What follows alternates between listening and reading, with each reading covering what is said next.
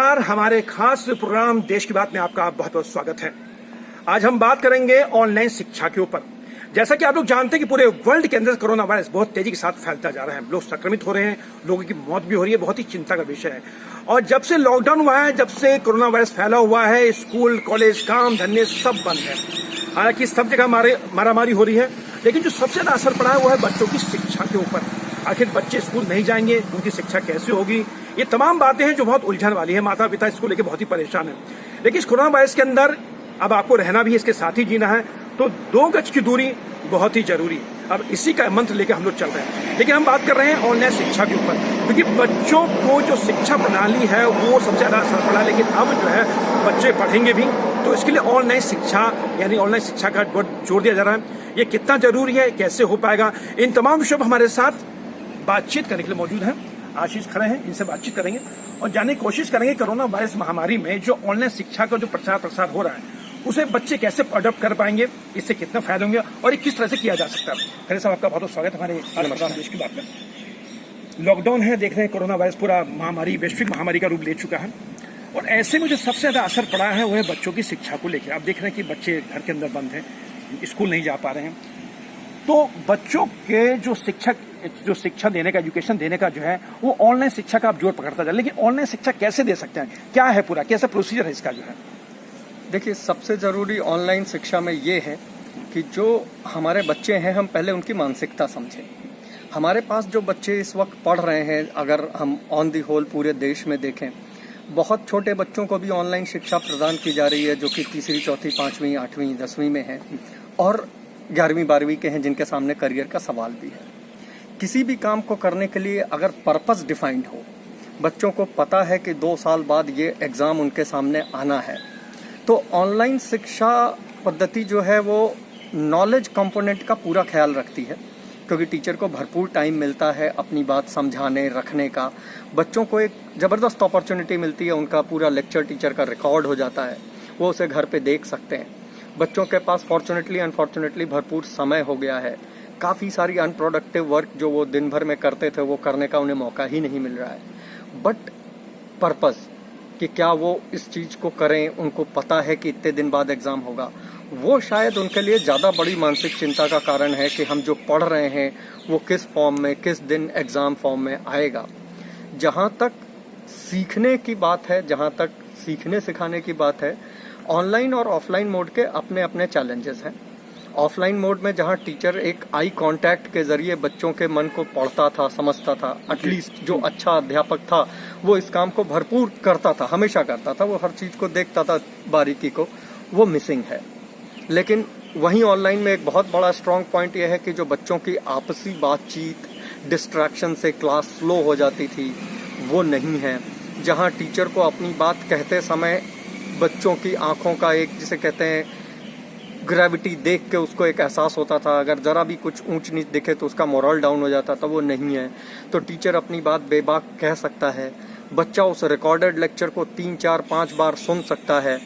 अपने टीचर से डाउट पूछने के लिए उसे अपने दिमाग से ज़्यादा लेक्चर पे भरोसा करके उस पॉइंट पे लेक्चर को फ्रीज कर देना कि सर कल जो आपने ये वाली बात बोली थी इस मोमेंट पे, इतने बज के इतने सेकंड पे, मिनट पे, वो नहीं समझ में आई, वरना वो भी उसे याद से अपनी मेमोरी से समझाना पड़ता था। तो अपने प्लस हैं ऑनलाइन के, बट अगर मेरी नज़र से देखें तो जितना बच्चे मैच्योर है, जितनी उसकी एज है या जितना वो समझदार है, उतना वो ऑनलाइन पद्धति का भरपूर फायदा उठा रहा है।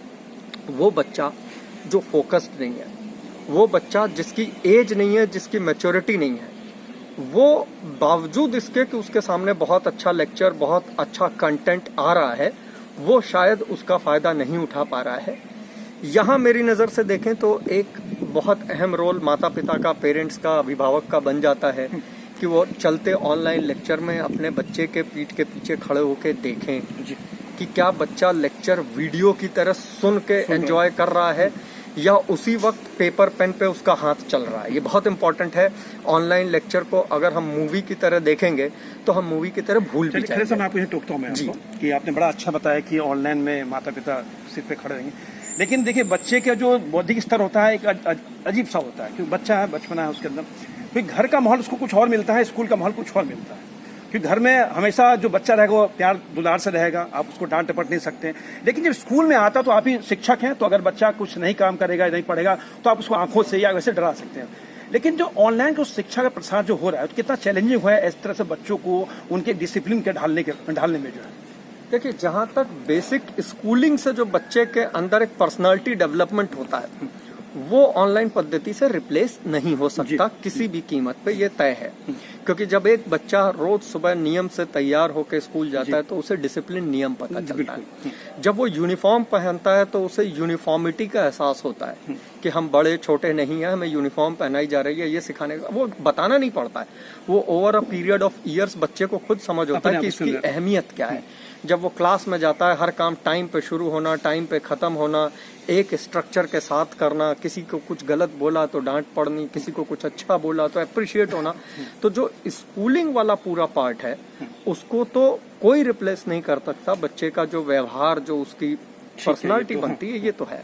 लेकिन एक एज के बाद आज की डेट में बच्चे के करियर में जहाँ कॉम्पिटिटिव एग्जाम्स की बात होती है, जहाँ तमाम कोचिंग इंस्टीट्यूशंस एग्जिस्ट करते हैं उस नॉलेज इनपुट को देने, कोचिंग्स का आमतौर पे दो अहम कंपोनेंट होते हैं। एक है भरपूर नॉलेज देना और दूसरा है प्रैक्टिस कराना। तो नॉलेज वाला पार्ट मेरी नजर से देखें तो ऑनलाइन पद्धति में बहुत स्ट्रांग है, ऑफलाइन से कुछ बेटर है।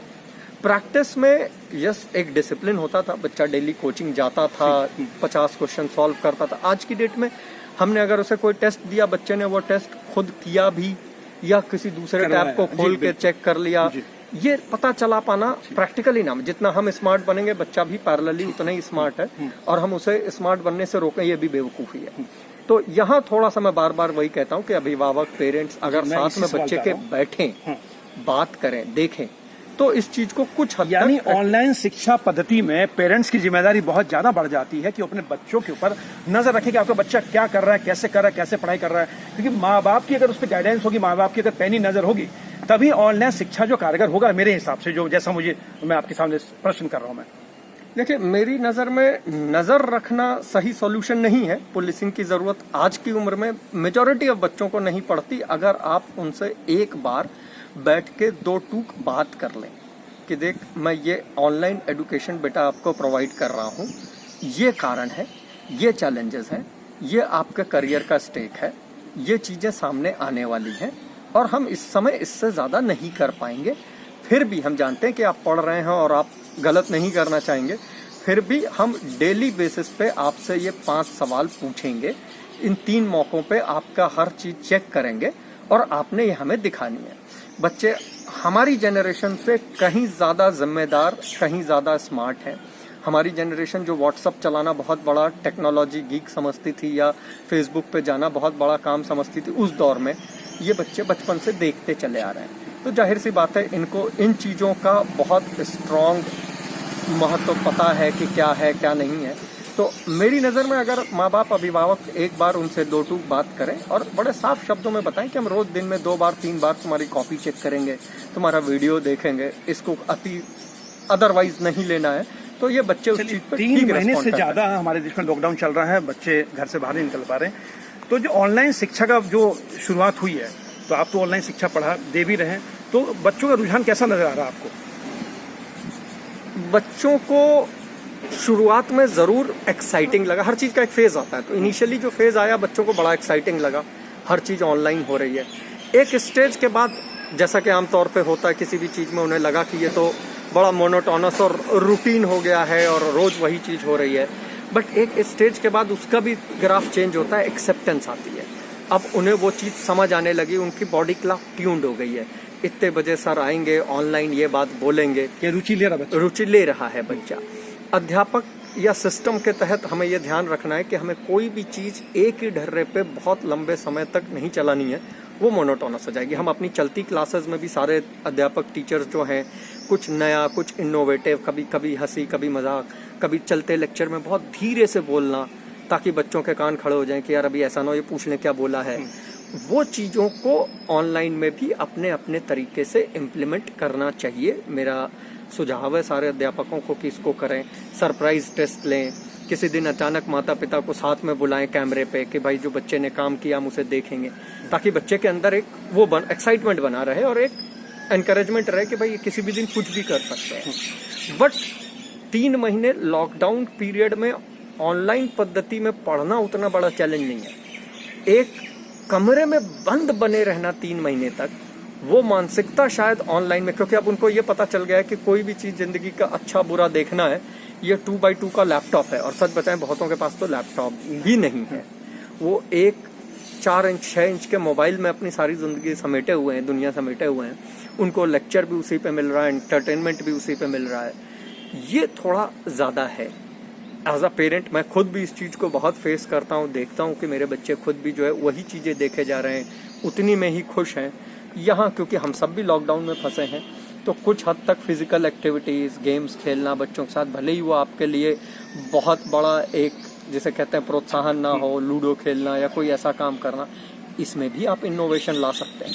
चलिए, हाँ, इसमें भी आप चाहें तो बच्चे को नए तरीके कुछ सिखा सकते हैं। क्योंकि जब बच्चों को पहली बार कोई चीज़ अपने बच्चों के असली हीरो तो उसके माता पिता होते हैं, तो जब वो कुछ करते हुए नया देखते हैं, तो ये थोड़ा सा उन चीज़ों को जो दिमाग में बैठ रही हैं कि हम क्या सारी ज़िंदगी घर में ही रहेंगे, ऑनलाइन ही पढ़ेंगे, पहले जैसा कुछ नहीं होगा, उनको रिमूव करने के लिए कुछ हद तक कारगर। मेरा आपसे अंतिम सवाल है जी कि अब ये हालात जिस तरीके से कोरोना वायरस जो तेजी से फैलता जा रहा है, तो अभी इस साल तो हमें लगता नहीं कि इस साल माहौल ठीक हो पाएगा, लेकिन शहर में तो चलिए ऑनलाइन शिक्षा का प्रचार हो सकता है, बच्चों को पढ़ाया जाता है, लेकिन जो ग्रामीण क्षेत्र है वहाँ पर बहुत दिक्कत है बच्चों, क्योंकि उसके लिए आपको तमाम इंटरनेट की जरूरत है, लैपटॉप की जरूरत है, तो सरकार की जिम्मेदारी बढ़ जाती है ऐसे में। तो आपका क्या सुझाव रहेगा ऐसे बच्चों के लिए जो ग्रामीण परिवेश में जो बच्चे रहते हैं, क्योंकि पढ़ने का अधिकार सबको है? देखिए, मेरा इसमें सजेशन सुझाव ये रहेगा कि अगर हो सके तो स्टूडेंट्स के लिए, जैसे तमाम service provider, internet service provider student friendly plan देते हैं। अब इस प्लान की दिक्कत क्या होती है कि आपने बोला हम एक बच्चे को 24 घंटे में 3 GB डेटा दे देते हैं, कोई मॉनिटरिंग नहीं है। अब बच्चे को 3 घंटे के लिए मिला, 3 GB डेटा मिला, उसने 2 घंटे 3 घंटे 2 मूवी निकाल दी, क्योंकि है तो बच्चा छोटा, मानसिकता वैसी है। तो जब तक उसकी क्लास का टाइम आया, फिर से उसको डेटा की दिक्कत हुई। तो क्या ऐसा कोई प्लान सरकार प्लान करके निकाल सके कि जिस मोबाइल नंबर पे ये पर्टिकुलर एक्ट लगा हुआ है, तो जब ये वाली क्लासेस चलेंगी उसमें वो कोचिंग से या स्कूल से या सिस्टम से भी टाई अप कर सकते हैं, उतनी देर के लिए ऑटोमेटिकली इंटरनेट सर्विस प्रोवाइडर का इंटरनेट उस मोबाइल नंबर पे हाई हो जाएगा। इससे क्या है, बच्चों को ये पता रहेगा कि भाई हमें इंटरनेट फ्री नहीं मिल रहा है, हर काम के लिए नहीं मिल रहा है, सिर्फ क्लास के लिए मिल रहा है।